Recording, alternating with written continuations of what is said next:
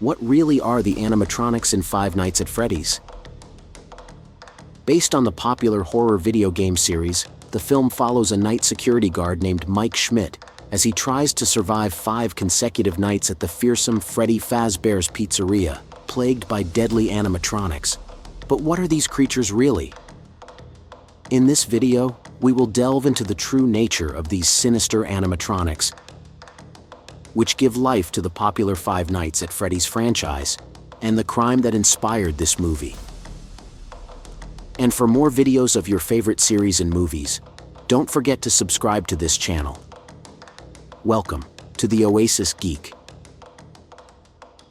To understand exactly what these animatronics are, we must first talk about the history of this restaurant. Upon entering, one was greeted by the unmistakable aroma of freshly baked pizzas and the sound of children's laughter. In the center of the vast room on an illuminated stage, Freddy Fazbear and his band of animatronics entertained everyone with their songs and dances. Their movements were so fluid, and their voices so real, that for a moment, you could forget that they were nothing more than machines. But as in any good story, not everything was what it seemed to be. Behind the curtain of happiness and joy lurked a dark shadow. William Afton, the creator of this wonderful world, had a secret. Known to all as the kindly founder of Freddy's, few knew that behind his charismatic smile and impeccable suit hid a heart corrupted by sinister desires. Afton had not only designed the animatronics to entertain, but had incorporated into them a technology that held a much darker purpose. The animatronics were created with 2 goals in mind: to attract people and to assist William Afton in his quest for immortality.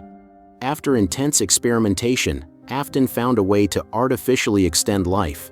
However, the darkness surrounding his methods caused everything to spiral out of control, and the animatronics, instead of serving their initial entertainment purpose, became unpredictable and dangerous beings. The robots, under his command, performed actions that no visitor to the restaurant could imagine. In the evenings, when the lights went out and the last customer left, Afton's real game began. Using them to lure his innocent victims, Afton proceeded to kidnap and brutally murder 5 children inside the very pizzeria he had founded. He then hid the mutilated bodies of the children inside the animatronics, taking advantage of the mechanical endoskeletons to hide all evidence of his heinous crimes. Although Afton managed to cover up his macabre murders, the consequences of his actions lingered for years at Freddy's. Unable to rest in peace, the tormented spirits of the murdered children were trapped inside the animatronics that became their metal tombs. Permanently bound to the machines that imprisoned them, the ghosts of Afton's victims desperately sought revenge. Gradually, their pain, anger, and thirst for justice completely corrupted the original programming of the animatronics. During the day, when the pizzeria was filled with laughter and children's birthdays, the robots behaved normally, interacting with the children and singing songs. But as the night comes, when Freddy's closes, an evil wave would take over the animatronics. But then what are these animatronics really? They are a mix between the technological and the spiritual. They are mechanical robots, but they are also possessed by demonic entities.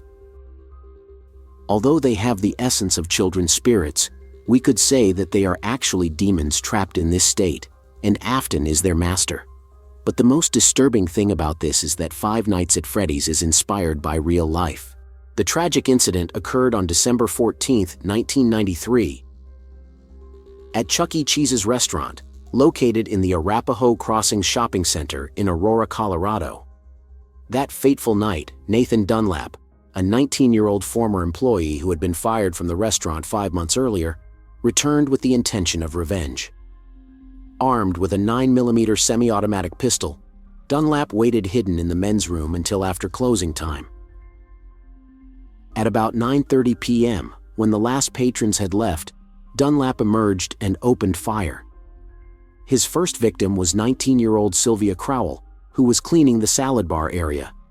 The shot to the head instantly ended her life. Then Dunlap fatally shot 17-year-old Ben Grant just as he was vacuuming the aisles of the store. The third victim was Colleen O'Connor, also 17, who was shot point-blank in the face by Dunlap as she was pleading for her life, killing her instantly. At that point, 20-year-old Bobby Stevens, who had taken a smoke break outside, returned to the restaurant and was shot in the jaw. Despite the wound, Stevens managed to play dead and survive. Dunlap then forced manager Marge Kohlberg, in her 50s, to open the safe. After emptying the contents into a bag, he shot her twice in the chest, killing her. He then fled with about $1,500 in cash and gambling chips.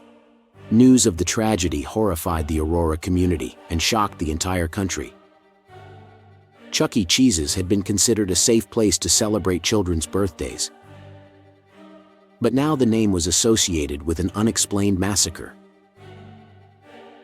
The tragic incident inspired rumors about the Five Nights at Freddy's franchise, and it has been theorized that each animatronic character is inspired by one of the victims in this case. Now let's talk about the second part of this movie. Undoubtedly, the main antagonist would be the return of Springtrap, the sinister animatronic incarnation of Afton. His appearance at the end of the first film suggests that the ruthless serial killer survived his confrontation with the possessed animatronics. Seeking revenge, Afton is likely to find a way to restore a more powerful body or transfer his corrupted spirit to a new animatronic host. With his Machiavellian wit and thirst for violence intact, Springtrap would return more determined than ever to spill innocent blood. Mike and his family would become the primary target of the sadistic killer's fury. To defend himself, Mike may be forced to form a strained alliance with the original animatronics, who seek peace but fall easily under Afton's corrupting influence. By merging his corrupted spirit with the Springtrap animatronic, Afton has become a much more dangerous and ruthless supernatural entity. No longer is he a simple serial killer in a golden bunny costume. Now, his diabolical essence has amalgamated at the cellular level, with Springtrap's mechanical body, allowing him to harness his superhuman strength and animatronic weaponry to commit truly monstrous acts, and he would no doubt be a major threat in the second film.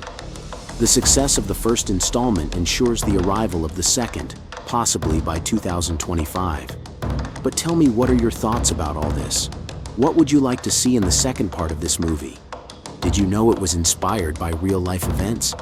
And for more videos of your favorite series and movies, don't forget to subscribe to this channel. You are on The Oasis Geek.